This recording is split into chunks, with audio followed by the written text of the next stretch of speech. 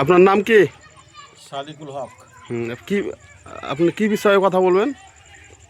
আমরা এখানকার স্থানীয় লোকের কাছ থেকে যেটা জানতে পেরেছি যে 2-3 বছর ধরে এখানকার স্থানীয় তৃণমূল নেতারা, মেম্বার, উপপ্রধান এবং পঞ্চায়েত সমিতির কর্মাধ্যক্ষ সবাই মিলে এদেরকে কথা দেয় যে এখানে এই এলাকার লোকের জন্য রাস্তা করবে, কিন্তু আদৌ কোনো রাস্তা হয়নি। কাঁচামাটি ছাড়া এখানে কাদা এবং কাঁচামাটিতে এদেরকে বৃষ্টির জলে ভাসতে হয়।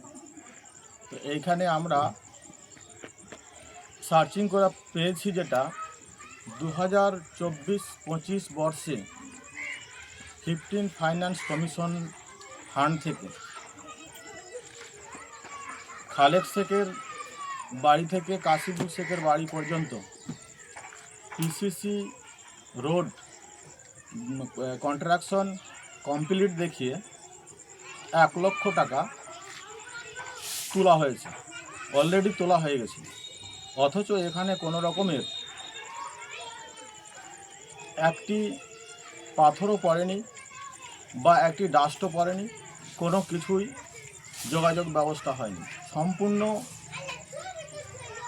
সরকারকে এবং এখানকার জনসাধারণকে ধোঁয়াশায় রেখে, অন্ধকারে রেখে তৃণমূলের তোলাবাজ চোর নেতারা পশ্চিমবঙ্গের মানুষসহ এই মুর্শিদাবাদ জেলার ব্লক সুতি 2 নম্বরের প্রত্যন্ত গ্রাম পঞ্চায়েত উমরাপুর গ্রাম পঞ্চায়েতকে খুবই প্রত্যন্ত এলাকা হিসাবে, বন্যাপ্রবণ এলাকা হিসাবে এই রাস্তার মতো বিভিন্ন সভায় বিভিন্ন ক্ষেত্রে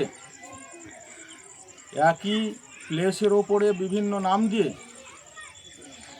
বিভিন্ন প্রকল্প হইতে এই রাস্তা ঢালাইয়ের টাকা চুরি, আত্মসাৎ সহ বিভিন্ন প্রকল্পে কোটি কোটি টাকার আত্মসাৎ এরা করেছে।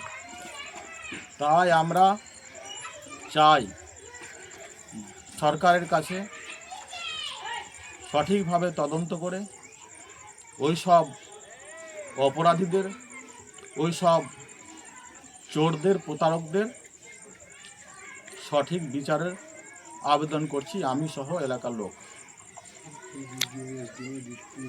এবং বিডিও সাহেব আছেন, বিডিও সাহেব রয়েছেন, ডিএম সাহেব, এসডিওরা রয়েছেন, যারা প্রশাসক এবং প্রশাসনের সঙ্গে দায়িত্ব নিয়ে কাজ করছেন। তাদের দৃষ্টি আকর্ষণও আমরা দরখাস্তের মধ্য দিয়ে করিয়েছি। আপনাদের অ্যাড্রেস? আমাদের অ্যাড্রেস গ্রাম বাহাগলপুর, জিপি উমরাপুর, ব্লক সুতি 2 নম্বর, ডিস্ট্রিক্ট মুর্শিদাবাদ।